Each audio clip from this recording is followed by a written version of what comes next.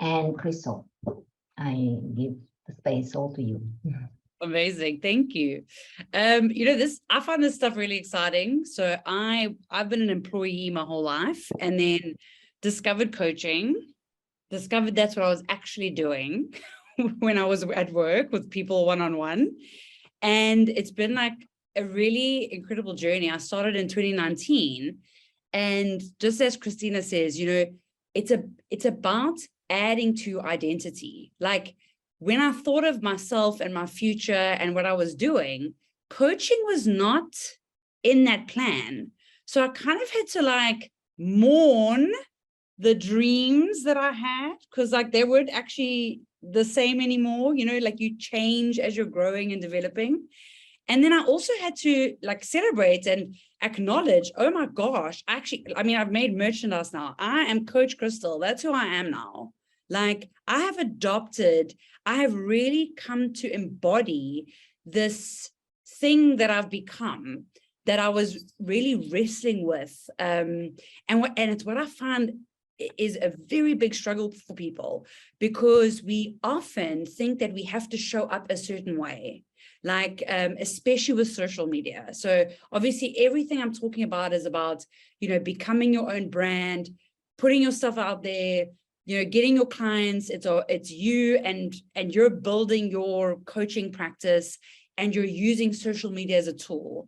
And the reason I'm doing that is because that's how I started getting clients. When I first started coaching in 2019, I was literally just like, oh, I learned this thing this week. Let me tell everyone about it. How can I do that quickly? I'm going to put it on Facebook. I'm going to put it on Instagram. And that's how I started actually connecting with people and getting clients. They were not the clients that I wanted forever, but it gave me the opportunity to get paid, even though it was maybe less than what I'd get paid now. But it gave me that opportunity to not only practice my coaching, but practice that business skill, practice like all these new things that I was having to do, because now my identity was shifting. I was no longer a teacher at a school. I'm now a person who runs my own business, who's in charge of everything. So in saying that, let me open my presentation, because I love a good presentation. Let me double check here, a single page. I know that's perfect. Okay, cool. So this is what this is about. We're building our brand as a coach. And what is so important to understand is that it's going to evolve and change as you evolve and change. Like, I love to use the example, like, think about the people you were dating when you were like at school, and like that you broke up with. Okay, so if you married your high school sweetheart, this is not a good example for you. But think about the people that you used to like interact with. You are not that same person. That stuff is expired. You might have outgrown it, or you've changed your mind, or you realize like, oh no, actually, that's rubbish. I don't want to be a part of that. It's the same concept for us developing ourselves as coaches. When I first started, I called myself a life coach. Then I called myself a business coach. Then I called myself an executive coach. Now I call myself a mental performance coach.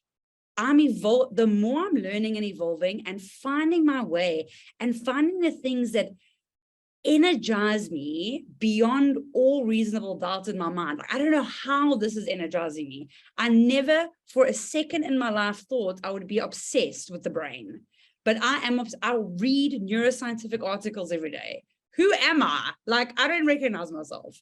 So this is the journey that happens as you start developing your identity as a coach.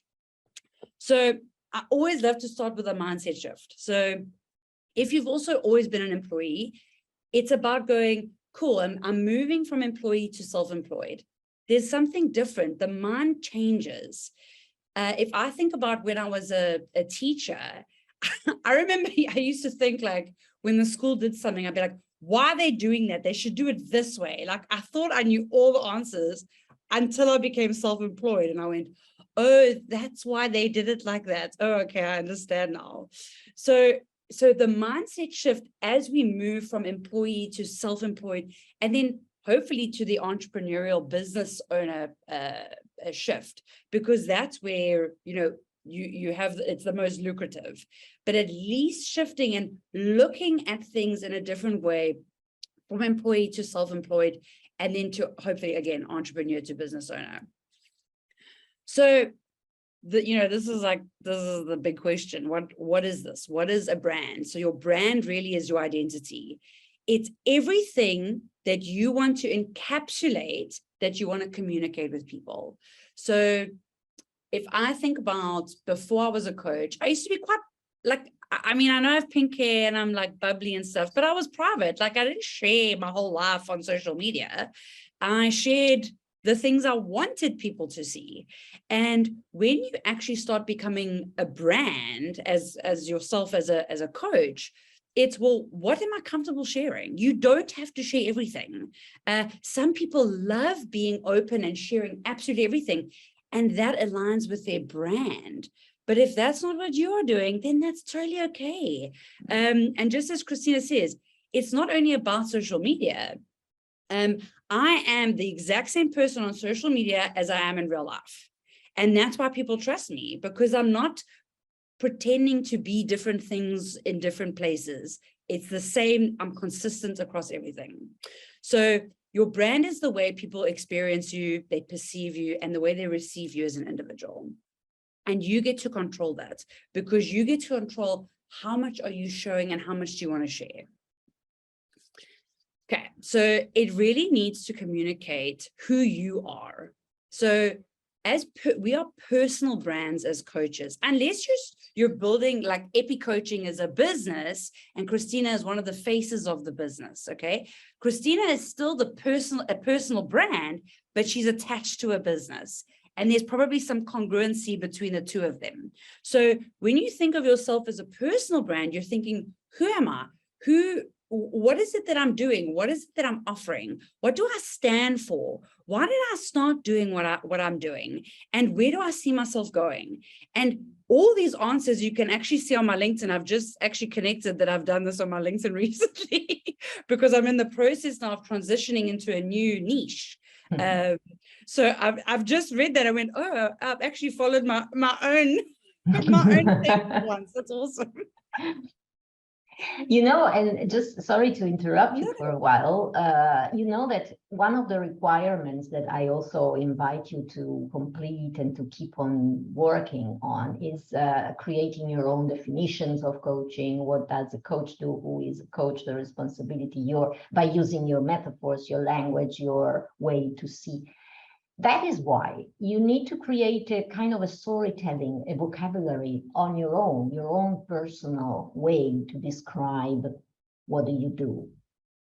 So that's why I encourage you to write it down, not because you have to write an essay or an article, but because you can talk about what coaching is. And since you're doing that here in a program that is aligned to the ICF competencies, then you can do that with that vision also by following that the standards, the ICF standards. Absolutely. And what's so important, and I remember this in the beginning, you cannot use coaching language, because all you're going to do if you use coaching language is attract coaches. That's it. Because coaches understand coaching language. They get excited when they see words like competencies and accreditation. We get excited when we see that. We know what it means. People on the outside world, they've got no idea what that means.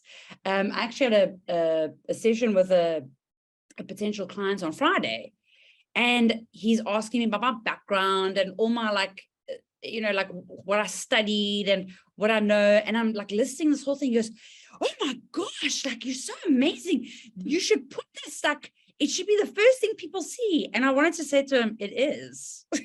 You just have to open the LinkedIn, my profile, and it's there. We have a question. Rugi says, yes. Thanks for sharing your journey. And she said, how do you transform your business name, website names, domains when you are changing your niche? Okay, so I have changed my niche quite a few times, but I've also always been known as everything is always Krystle.coach, because coaching, I'm not changing coaching. If I was going to become like a consultant or something, maybe that would make it irritating, like I'd have to change something. But that's why if you use your name, your personal brand, doesn't matter what you do, you can change it. But the thing with like business name, website name, domain, I don't care.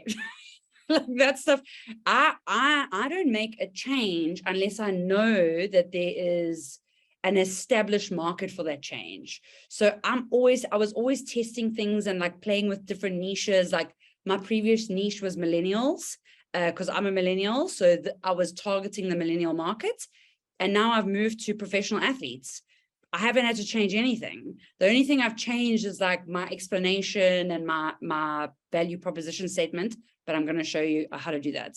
So I'm always adapting and editing and changing as I'm learning and growing, because sometimes even if I'm talking to a client, this one guy on Friday, he says to me, he used the word dominate. I would never in a million years use that word in an explanation, but now I know that's what my ideal client would use. So now I can start adding that language into my copy. So as you learn, you adapt and you add. It's that simple. And you know, when you add this information about who you are, your businesses, what you stand for, that humanizes you. And when you're humanized, people connect with you. They don't actually connect with a logo or with a business unless that business is super clever, like Nike. You know, they're always building campaigns that target like the previous campaign where like it was all the women and how they've all overcome things and how strong they are, and they all wear Nike. Like, oh my gosh, sign me up, I'm ready. So, you know, but that's on a very big level. But at a personal brand level, you are trying to connect human to human. And even those people that you see on LinkedIn with their beautiful professional photo, I can tell you anything now. When you see them at a social gathering on the weekend, you see another side to them and you realize just how normal they are. That tie is just a facade. Okay. So people see our brand not only, so like I said, everything I have is on LinkedIn. People can learn about me in detail on LinkedIn, on my website, on social media, all the platforms, but they don't do that. Okay. They actually want to see how you show up. People love like spotting like inconsistencies, you know, our brain is just wired for that. So that is why when you start making these decisions, it becomes the blueprint of how you show up in everything. So whether it's virtually, digitally, or in person, like I said, I'm the same person no matter where you find me. So, and my actions and everything I'm doing, it all talks to one another because I've made these decisions about what I stand for, who I am, my identity as a coach, what I want to share, how I want to share it. Okay, so your brand is you. Like, I think that's also part of the scariest thing, because if we could just put a logo and we could disassociate emotionally from this thing that we were creating, it would be so easy. So if you find that actually disassociating is easier for you, then write about everything in third person. Don't say I, say Krystle is, and write it all out. And then later you can add the I so that it's not as close. But that, I mean, in my experience working with coaches, there's so much like overthinking and worrying and like second guessing and all this stuff. And that's totally okay. That means that it means something to you. So that's awesome. So if you need a tool to get over that, write everything in the third person as if you are writing about someone else's business. So we obviously, as coaches, the most amazing thing is that we get to learn all this stuff about ourselves. So we're reflecting our core values, our life purpose. It took me such a long time to actually like realize what my purpose was. And even in the beginning, like I was like, I don't know if this is actually the right one. I don't know, but I had to keep playing with and feeling it. And eventually I was like, you know what? I've had resistance because I don't actually want to accept this, because there's a fear that if I accept it, that's actually what I'm going to start doing. And that's kind of scary. So all these beautiful things that you start learning about yourself as you're learning about being a coach and coaching other people, you're going to be using all of it. So what are your natural gifts and talents? So I don't know if it's obvious, but I have a natural gift with people. I'm very good at presenting. I hope you think so. I'm very good at connecting with people. I've always been like that. That is part of my personality. So I use that to my advantage. It's the thing. It's part of my mechanism of creating business. So your mission, oh, I see a question, which is great because I'd love, oh, I have a lot of energy. Oh, thank you. I hope that's a good thing. So your mission, your purpose, and your reason for being a coach, all of that creates your compass for everything that you do. It becomes the foundation on which you build absolutely everything, because it's going to decide the type of service you offer, the people you want to coach, how much you want to charge, where you want to hang out. All that's it's going to guide absolutely everything. And again, it constantly evolves. So I was being a mental performance coach for rugby players, which is what I'm currently doing.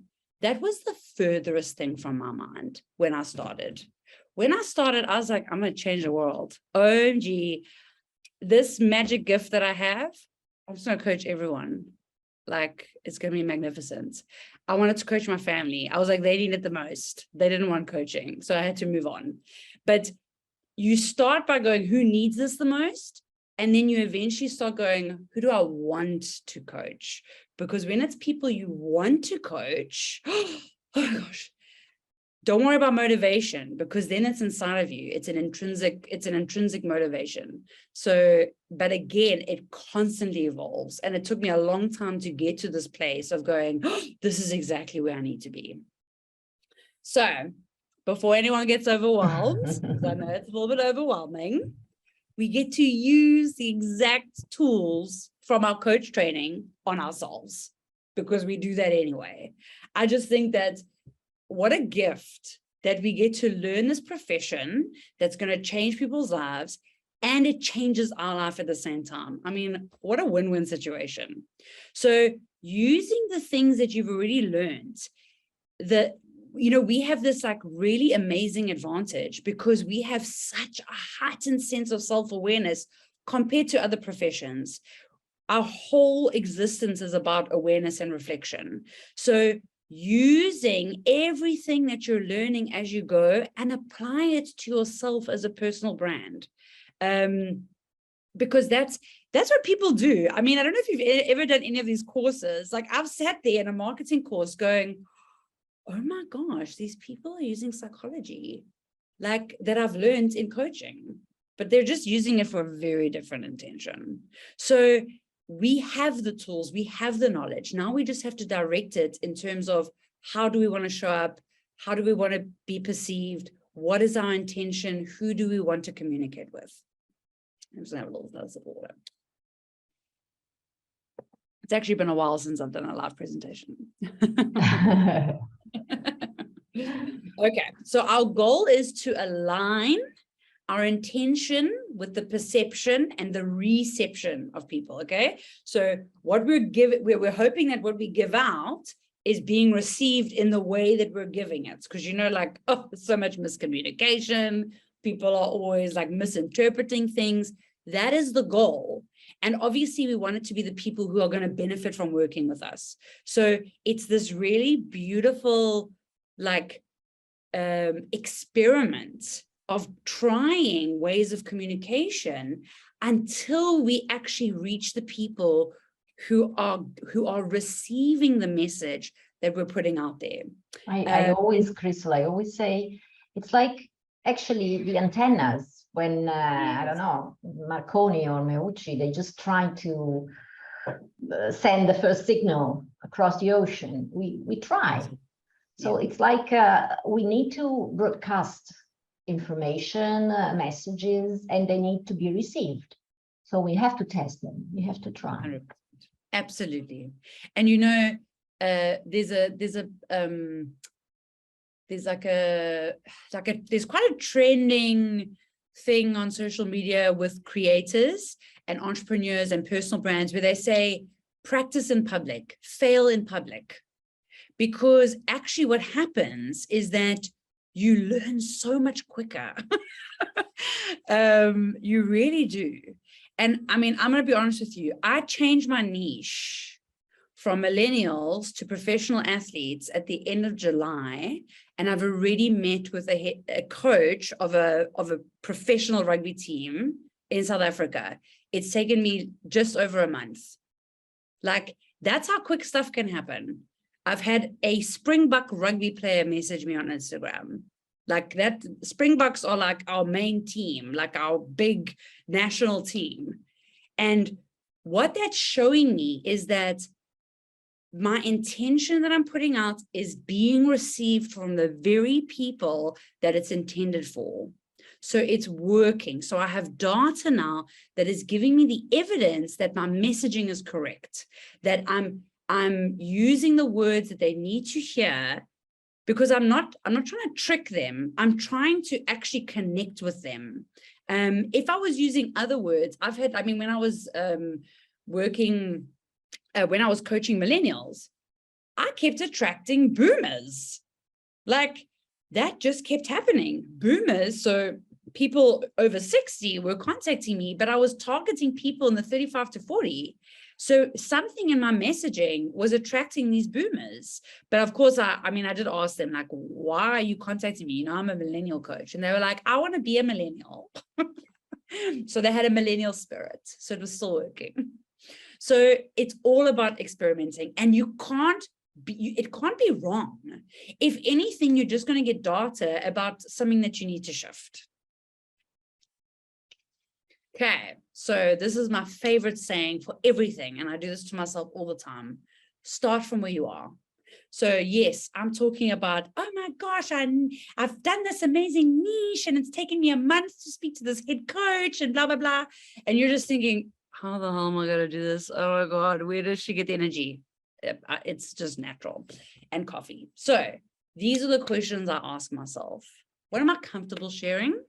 That's number one. If you're not comfortable, what's going to happen is you're going to have so much resistance, and then you're not going to do it. And it's going to be this like mental struggle, and you're just going to be wasting your time. So just start with what you're comfortable with, because I promise you, if you're comfortable with sharing 10%, you start sharing 10% and you're like, oh, this is easy. Oh, no one is actually sending me nasty messages. Oh, people are not judging me. Then you'll start sharing 15%. And then after that, you're going to be in the 30% zone. And then, it's just going to be amazing. So just start with what you're comfortable with. And there's no right or wrong. If you're comfortable with 1%, start with 1%. Then, what do you want people to know about you as a person? Not as a coach, as a human being. So I used to share like, I'm not a very active person. I actually have something called hypermobility, which means my joints are very bendy. So my ligaments overextend, and which means that I don't exercise very often. And then I learned how to exercise with my hypermobility, and I shared that in case there's another person out there with hypermobility. And true that there was someone. But that's besides the point. So I started sharing that. That's a personal thing. It was something that was interesting to me, because I was in this like new realm of fitness and gymming and working out, and I'd never had real muscles before. And what is it supposed to hurt like this? It was awesome. So you just have to decide, what do you want people to know about you? Do you want them to know you have kids? Are your kids older? Are they going to college? Is that like a story you can share about like how you're dealing with that? Do you have animals? Like, do you actually take your dog on trail runs with you? That's amazing. That's something that people can connect with you on a personal level before they move into the professional realm. Because think about it, like in business, people don't generally, when someone messages me on LinkedIn, I cringe, because I'm like, what do you want? Like, that's my first thought.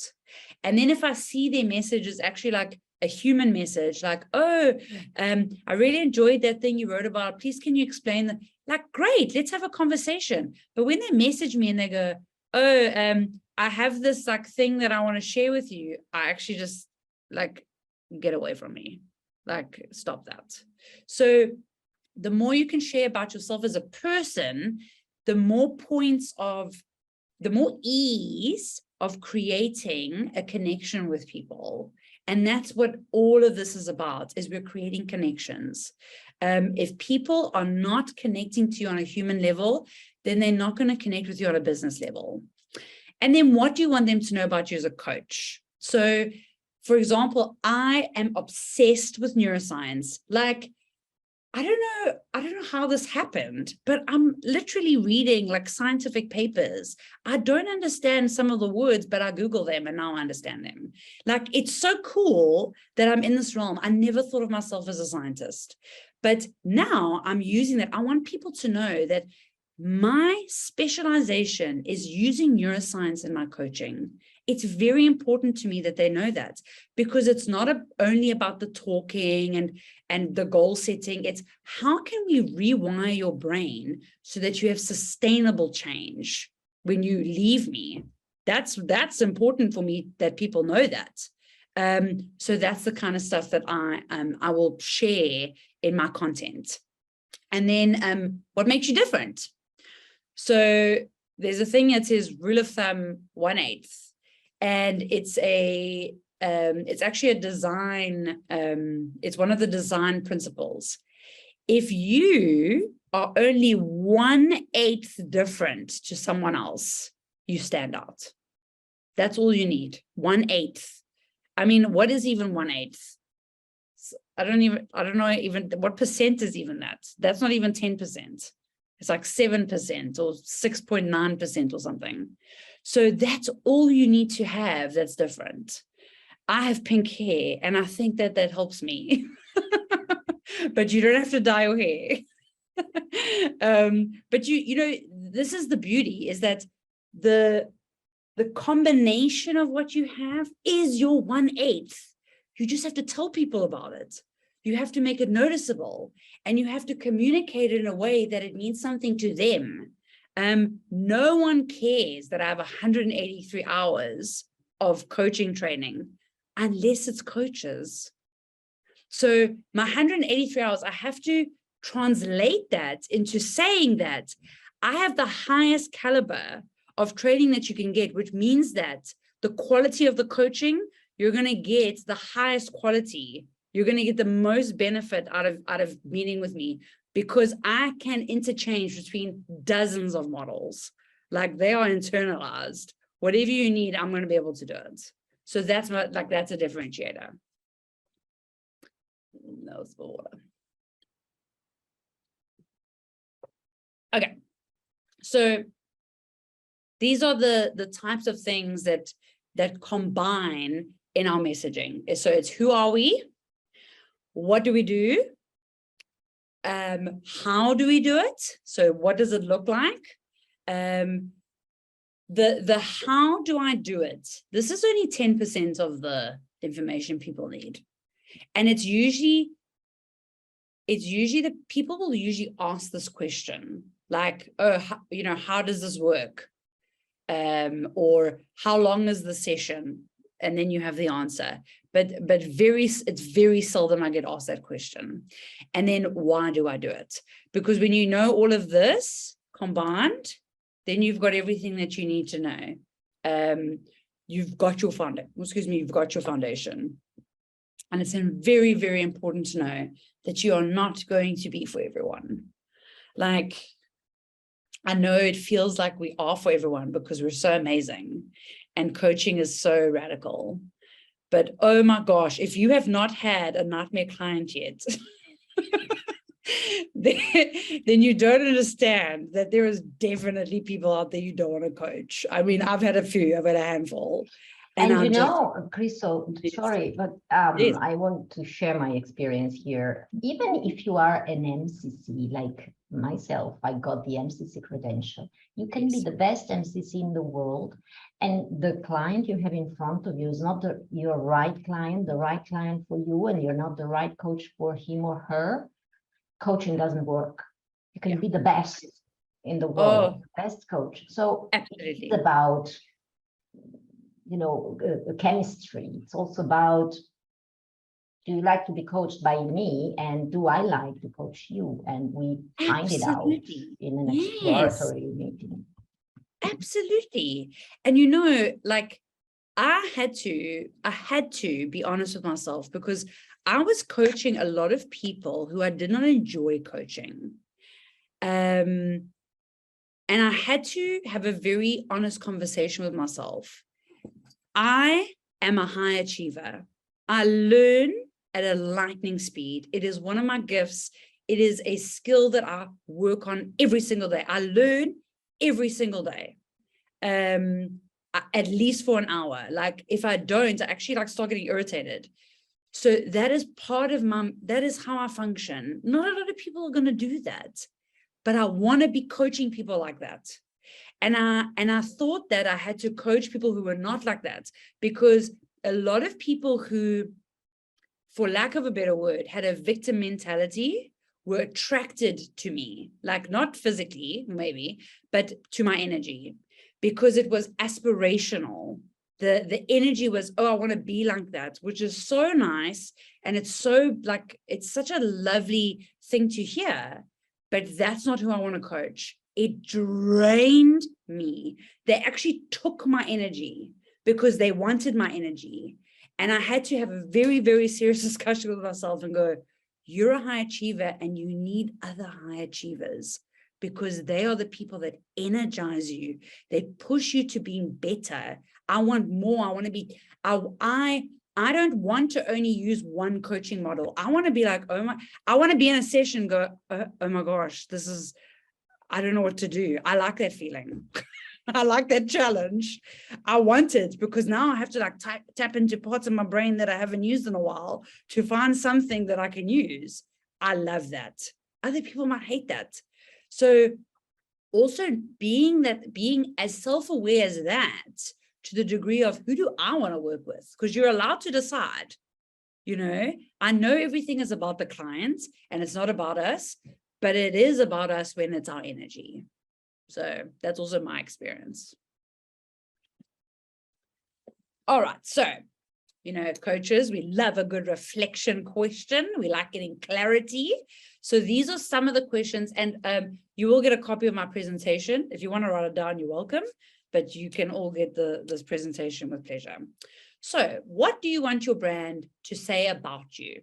So like list things. You know, I wanted, you know, my brand to say that I was approachable and energetic and fun and confident. And I wanted people to, you know, feel inspired. Like, so that's the next question. What do you want people to feel when they discover your brand?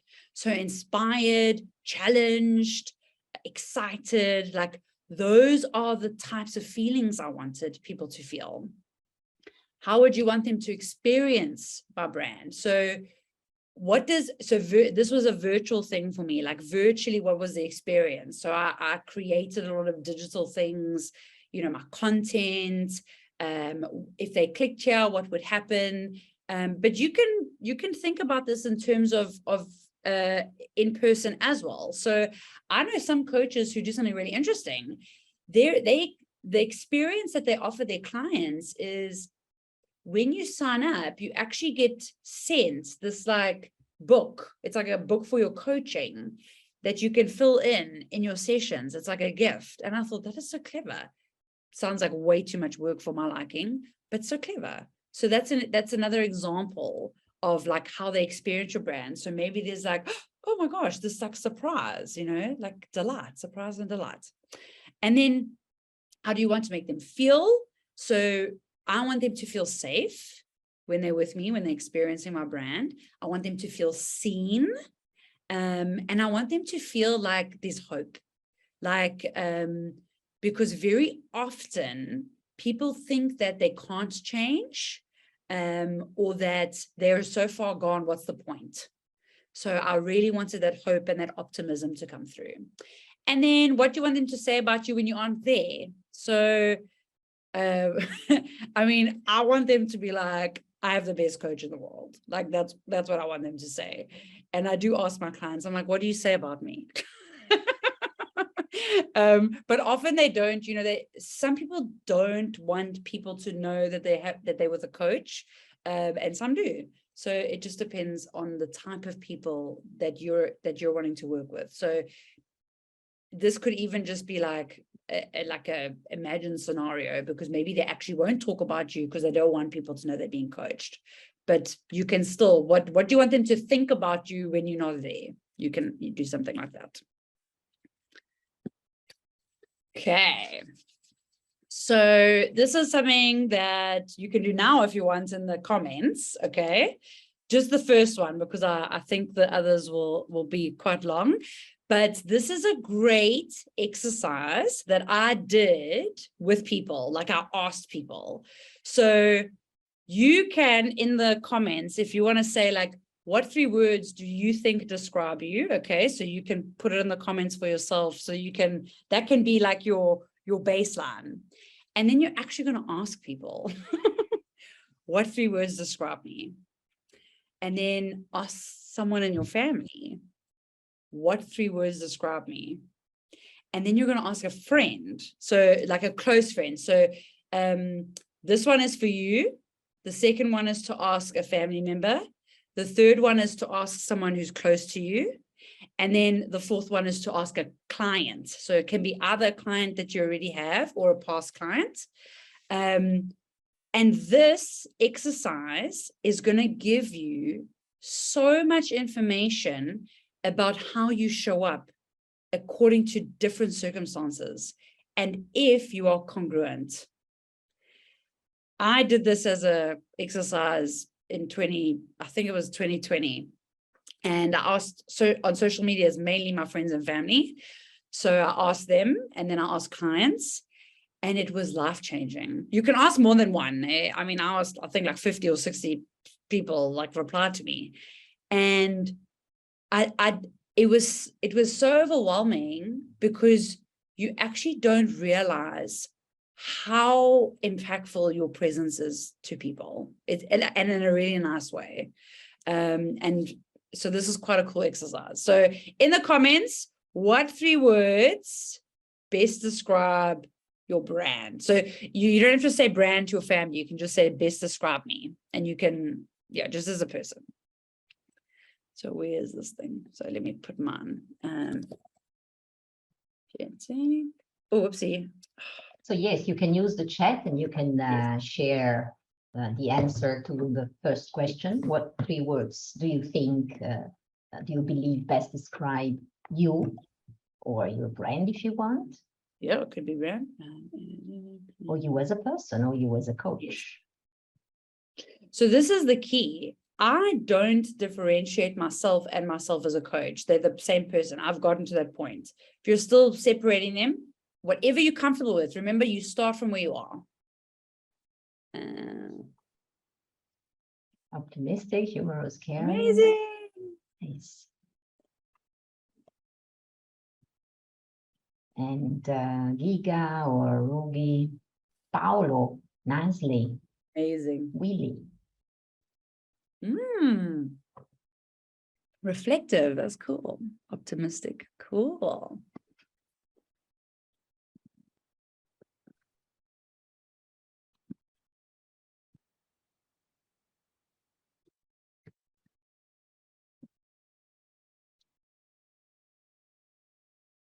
Anything else? So it's some deep thought. How do you describe yourself in 3 words? Terrible exercise. I hate describing myself. Curious, thoughtful. That's also fun. Nice. Amazing. Okay, so take note of the words you're coming up with, because this is how, obviously, oh yeah, trailblazer, courageous, love it. This is your intention. So this is how you perceiving yourself, okay, your internal perception. Then when you ask other people, and I think I have a scripture for you. Yes, I do. Look at me. I'm so nice. Inspiring, connecting, doing. Amazing. So this is the script that I used when I message people. So you could send an email or WhatsApp or a private message, however you communicate with people, and get their feedback. So it's a really, really fun exercise. And then you'll also see, or excuse me, which words come up the most, because then you'll know like, okay, like that's how people are perceiving me. So the thing that I'm putting out is being received in that way. So you'll either be able to go, cool, there's some things I need to change, or, oh, I'm on point. Okay. Oh, here we go. So you have and these are the questions you'll ask yourself after you receive them. I forgot that I did all this. Okay. Dramatic. Okay, so after you get those words, you're going to ask yourself, where are the overlaps? Like which word comes up the most?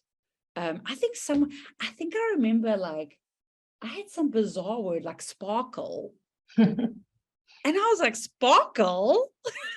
Like, I mean, it's a nice word, Yes. but like, how? so Well, there'd be like some cool. Yes, you can be maybe words that you would have never thought, or maybe your description goes in the same direction but with different language, or Absolutely. Yeah. And you know what's really cool about that as well is the person who sparkled became a client.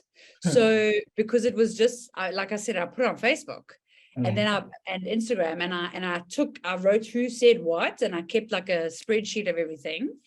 And the people who matched my ideal clients, I started actually making content around the words they used as well. So it can, you can use the data. It's so amazing.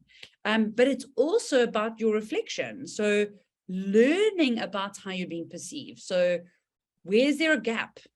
Like, because your family and your friends are going to have a very different perception, probably, from your clients. So where is the gap where you need to show more authenticity, where you're not separating self from coach?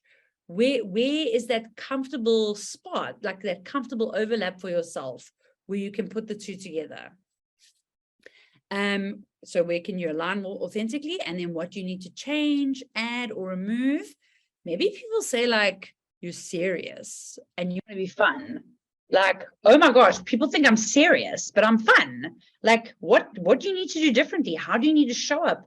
What can you start doing? How can you start communicating with these people differently so they can see that you're actually very fun? So like, that's quite a cool reflection.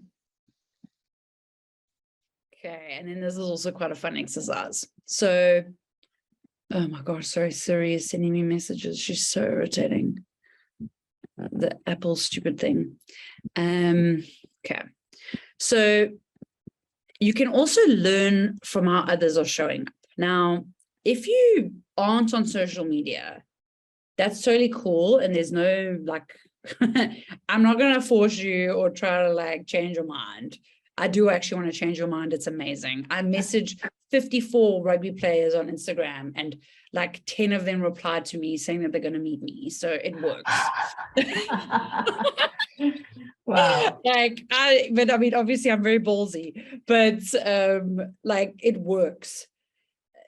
Like you literally have the people at the palm of your hand. You can connect with the exact people you want to at the palm of your hand. It's just like mind-blowing to me.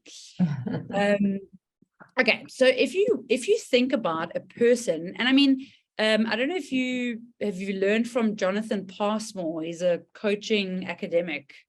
He's one of the people that we learned about some of his articles. So he's on LinkedIn. So I mean, you could even use him as an example. But you pick a person on social media, because obviously that's the easiest, or online. Like you can look them up, look at their website, look at what you can find about them. Maybe there's an article about them or something. Now you're going to investigate, what are they showing you? Like I use here Brene Brown and Marie Forleo, because they are both female in the space of changing people's lives with emotional intelligence and coaching. Like Marie Forleo is an actual coach like us. That was how she started, and now she's doing business coaching. So I like using them as an example, because they're similar to what I was doing. But again, you can pick anyone. So what are they showing you? What information have they shared with you in the last 5 posts? So obviously that's when I'm looking at social media. If you are not on social media and you're just Googling them, what are the things that come up? Like, what are the 5 latest like articles about them? Or what do you see that's showing up? Or of course, if you go on LinkedIn, you'll be able to see. And then how do they speak about what they do and their business? Because I can tell you now, most of them probably don't even talk directly about their business. They're probably only talking about other things that is on a human level.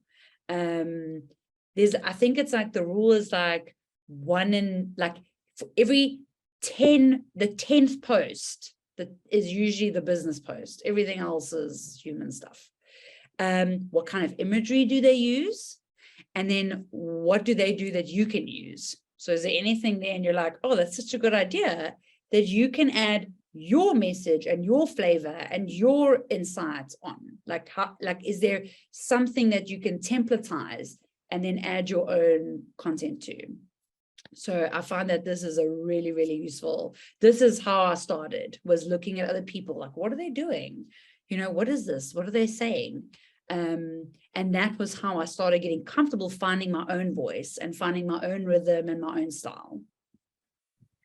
Are there any questions about that? Okay. Yeah. Robert. Oh, yes, question. Yeah. So this is more for, and maybe I may be wrong, but I see this more for somebody who is doing coaching 100%. No. I am. So, okay, but you carry on. Yes, I am. I mean, I take all that you're saying, that's something we need to do. I agree with that. But what I'm saying is, this now from you, if I look at you, this is like coaching 100%. And I know I need to go through this. So I'm trying to think about how do I position it for all the things that I do. But I agree to all that you're saying. Yeah, 100%. So how do I position it when coaching may probably be, in terms of full-time coaching, may probably be 20% of what I do, but everything I do also uses the coaching skills, because I actually got introduced to coaching when somebody who has gone through coaching training, I happened to facilitate a workshop with that person, and this person said, but the way you do this, it's like you're coaching. So why don't you then learn how to coach? And that's how I got into this. And I 100%. still facilitate workshops. And Fantastic. so how do I put all of this together in one? That's what I'm trying to think about, how I can do it really well. So amazing. So I also am not just a coach. I also do this. This is not coaching. So I do presentations, I also do facilitations, I teach, I have a membership, I have a whole bunch of things that are going on. But the core of who I am and what I'm doing and my mission is one thing. The things that the services that I'm doing around that core, that's the things that I interact with people about when we're having a connection. Okay. So for example, if you have an assortment of things you do, what is the underlying mission that is driving all those services? That's what this is about. It's not about coaching. Coaching is just the service at the end of the rainbow, but we're like talking about like the pot of gold, you know, like our essence. So your brand is, how do you want to be perceived? So if your mission is leadership, is it leadership development? Did you say leadership earlier? Okay. Leadership development. Yes. Yeah. Okay. But like, what about leadership development? What are you hoping is going to happen if you develop leaders? What's like past that? What's past the leadership development? You can tell me if you know. Helping them to accelerate the changes and transformation they are seeking to achieve in their own lives, rather than 2 steps forward, 3 steps backwards. And then what's going to happen if they achieve that? Like, what's that next step? The next step, maybe I haven't thought about that, but the next step is then they have achieved what is it that they wanted to do for themselves. Okay, so if you can be very specific about that, if it's like, so for example, some leaders might want to have like better leadership skills so they can step back. That might be their goal, and then that's what you're communicating with them. Like, this is what I do. I help leaders get to the point where they have actually gone past that transition and are able to take that step back and allow the people who they are leading to do what they need to do. Like, that's yeah, because I mean, the next step then in that case, I say it as impact. And so in that sense, if they can step back or even help other leaders do the things that they're doing better, then it's increasing and multiplying their impact. So. And do you know why they want to make an impact? That's a good question. I know I'm such a good coach, honestly. Yeah. I'm sharing. I mean, they want to make. Sorry. They want to make an impact because I mean, and that's what I see every leader at the heart. I mean, you may be in the process fighting fires and may lose focus, but at the heart of this all, you want to make an impact and connect with the people that you work with and the stakeholders that you want to serve to achieve the mission and the purpose. And so we want to make sure that the leaders that we work with, they are still centered on the mission and the purpose, and they achieve it at the end of the day and achieve it as quickly as possible for their stakeholders. And that's why I also believe in accelerating the transformation and the impact. Amazing. I'm just sharing an example in the chat. My mission is opening new paths for those who want to pioneer in the new emerging world. And how do I do it?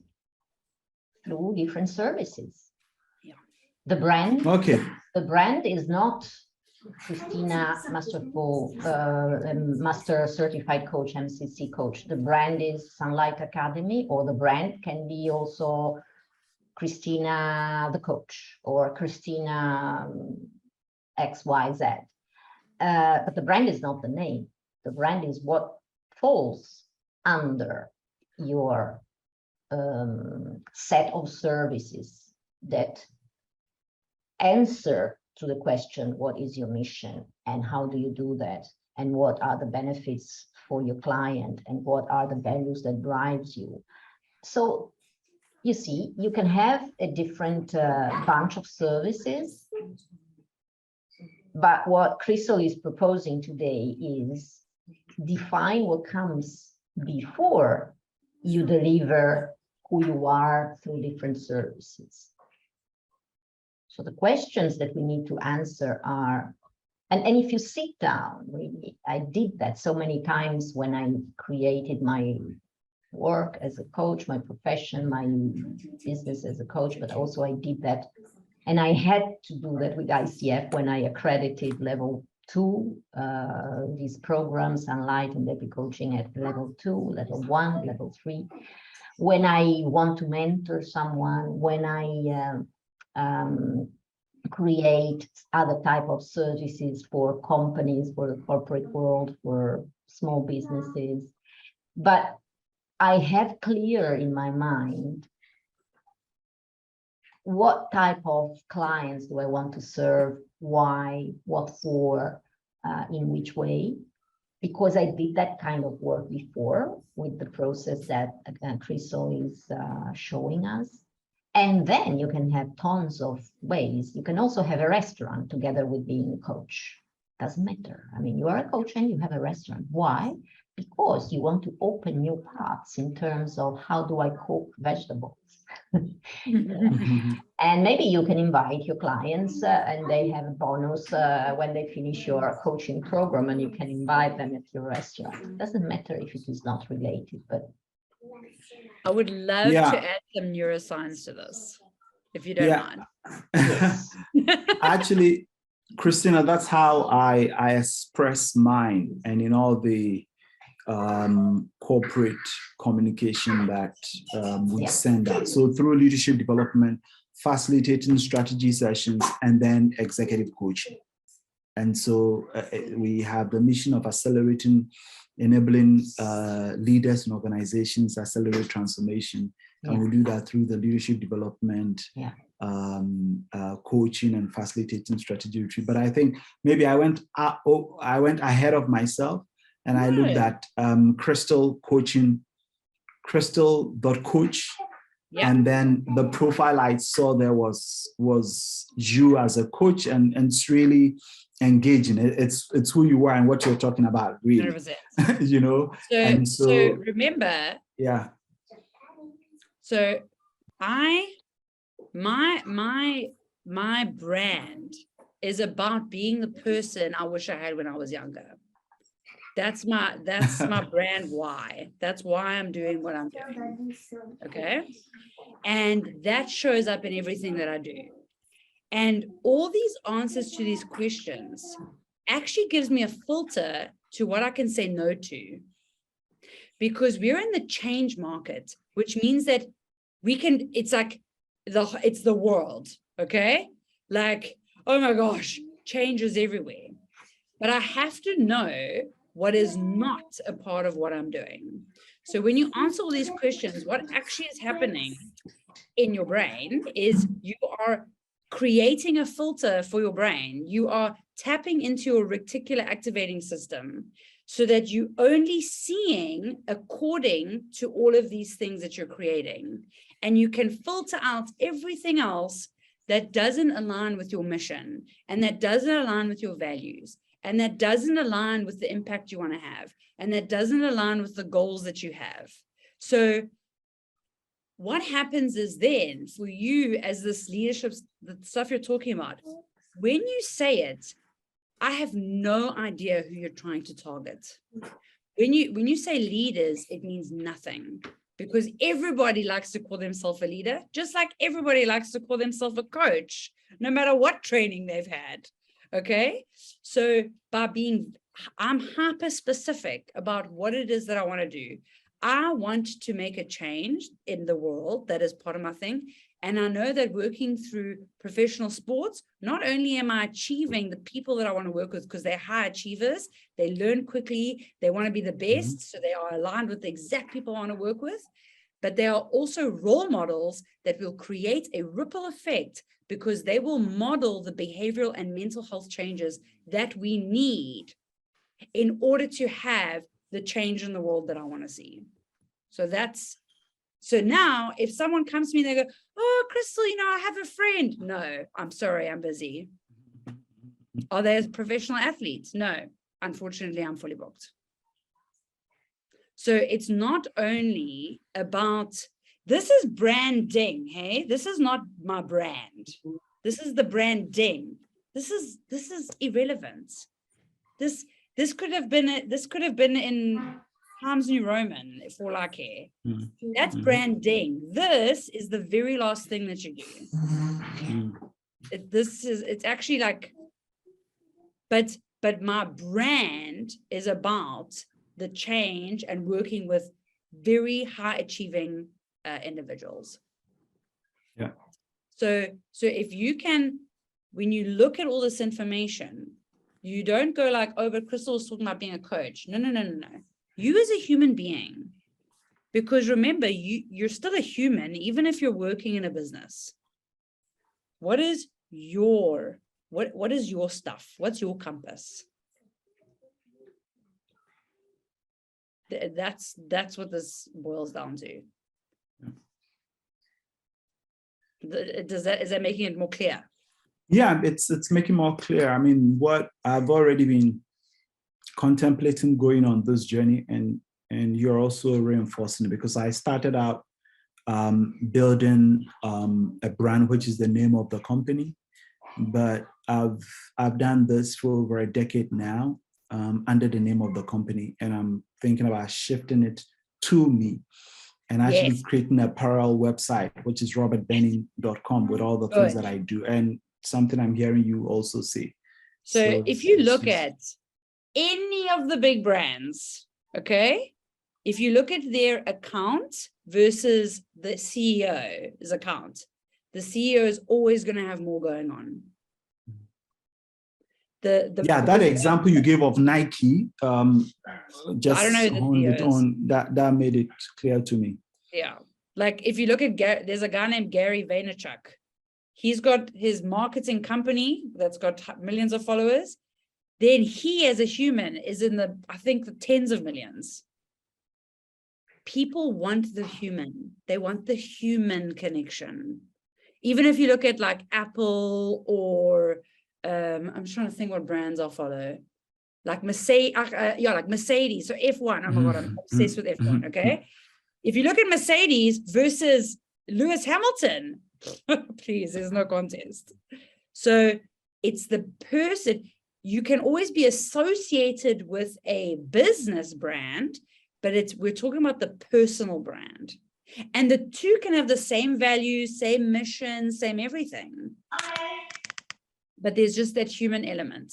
That is the key to everything, is that human element. Yeah. Thank you. Pleasure. And it's also when you start this training to get to the PCC level, the demonstration, the manifestation of your PCC level of coaching, it's also a journey of creating your own identity. It's a journey where you don't just learn, the history of South Africa, the history of Ghana, or the history of Italy, or just geography, but you learn how to be someone, how to be a professional. So it's a journey of, actually also a journey of transformation, the creation of the beliefs, of let's say, the awareness around what kind of professional, what kind of coach do you want to be? Because you can't just learn coaching and not identify yourself with your coaching self. It doesn't happen. Also remember, coaching is just the service. You know what I mean? Like if someone's a facilitator, that's not who they are. Yeah. They might embody an element in their identity of facilitator. Like, I know like when I'm coaching, I switch on, hey, like, oh, it's amazing. I can feel the change. The difference with me is I have embodied my service as my brand, which is different to you. So you don't have to have, coach on your chest. You might just have your name on your chest. That's your identity. But coaching is merely just a service. It's just the service through which you are living your values and your mission. So that's why we propose, these conversations, these, let's call them webinars, but these lessons with Krystle.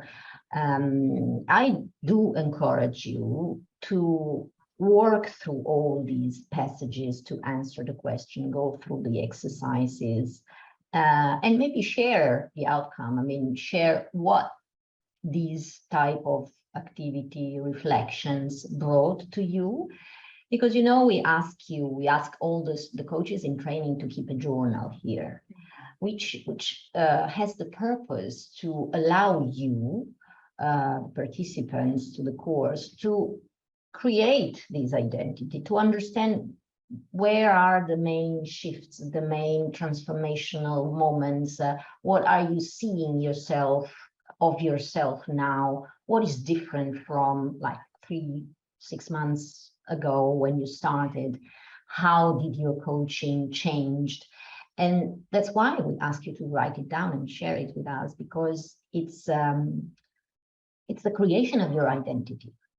And when and this is something that I have learned as a director of education of my program, as a trainer, as a mentor, when you work on these different levels, like the work that Krystle proposed today, then assessing a session by using the PCC markers, then watching a video, reading again more carefully some passages around coaching competencies, coaching and recording one of your coaching sessions, all these things together, they contribute unconsciously to elevate your level of awareness around the competencies.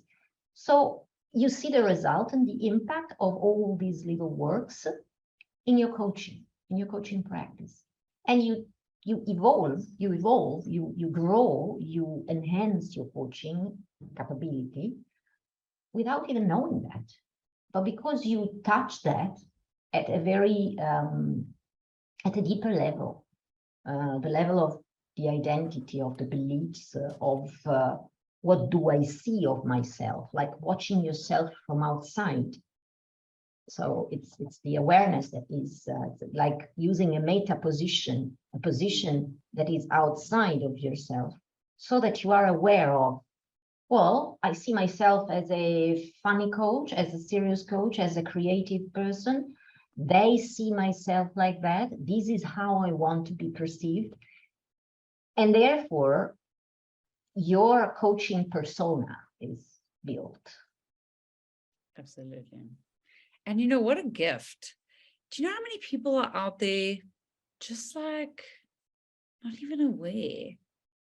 I mean, I always find it incredible how little awareness there is.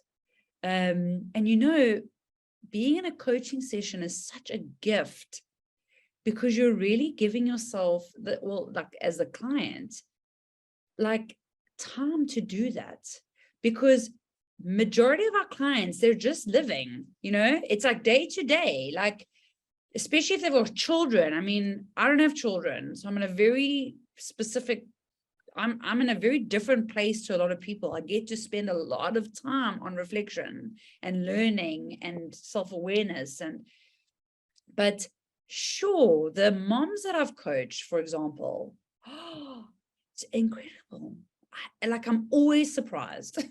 I'm always surprised. I don't know why, but I'm always surprised at how little time people give themselves to check in with themselves.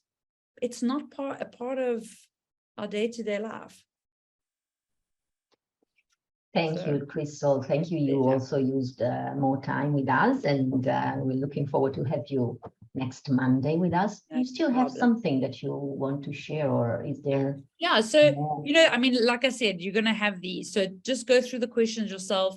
A value proposition statement is really just, in a sentence, telling people what they're going to get out of working with you. So these are some questions you can ask yourself. And again, hey, I change mine, maybe like every 6 to 8 weeks, because I'm learning my value as I'm coaching people. They're giving me the language. They are showing me what it is that I help with, because I have an assumption based on my lived experience and what I think they will gain, until I actually have that session with them and I ask them, like, what did you gain from this? And then they told me, and I go, oh my gosh, I was so wrong. So ask yourselves these questions to help yourself create that value proposition statement. And again, it can evolve. It could become the thing once you get it right. Once you've nailed the language, but it's not going to be the reason that they don't message you. Like, don't ever think that if your value proposition statement is wrong, that they're not going to contact you. That's incorrect. Because if I look at like how people interact with me, very often it's from a post. Like I posted about Ted Lasso. If anyone has watched that series, I analyzed Ted Lasso's coaching style and how that would benefit players on a mental performance level. So I broke it down into his approach and what would happen mentally for the players and how that will benefit people in the professional sporting world. And that's how that coach contacted me. Oh, chef's kiss. What a great day that was. And then I've got a worksheet, so that will be sent to you, and then you can go through it. And then I just have a summary. So you are your brand. That is what it is. You are your brand. So you as a human being might not want to show everything to the world. You might want to keep some things to yourself. So your brand is your way of encapsulating what you want to present to the world that you're comfortable with. So it's this person that you want others to see. Some things you might not want to share. So, and that's okay. You can keep that private. But the brand part is about how do you want your authentic self to be presented in the world? And you get to decide. But the closer it is to who you really are, the easier it is to make a connection.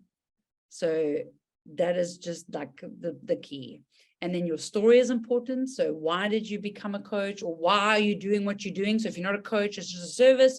Why do you do what you want to do? Why do you want to help leaders? What is it about leaders? What is it about the impact that they want to make? What kind of impact is it? Is it the kind of impact you want? So do you want this change? And you know that leaders are the ones that are going to make that happen. And that's why you focus on leaders. Like what is it? Making business human is like the best way to connect with people. And it also attracts people to what you offer. So my offer, like my coaching, my one-on-one coaching, I don't talk about that ever. Like I don't sell that. I'm constantly making connections, and then people say, how can I work with you? And I go, oh, these are the ways you can work with me.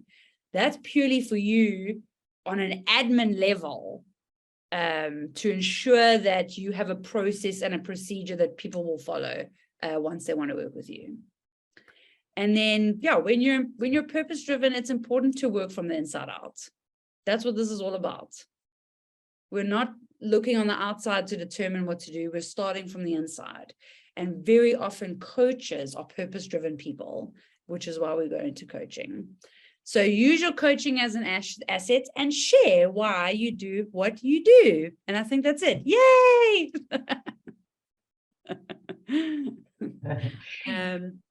Pricing. I just started saying numbers that made me scared and seeing if people said yes. And then I made it bigger, and then people said yes. And then I made it bigger. And that's how I decided on my pricing. That's it's also like you're measuring things with yourself, and you dare and you check in, and you dare and you check in. So I'll stop the recording now. This is our Sunlight Academy. If you want to become a certified life coach and find out more about our accredited coaching education, be part of our global community and learn about our programs, you can visit our website, sunlight.academy, and get in touch with us. We are more than happy to meet you.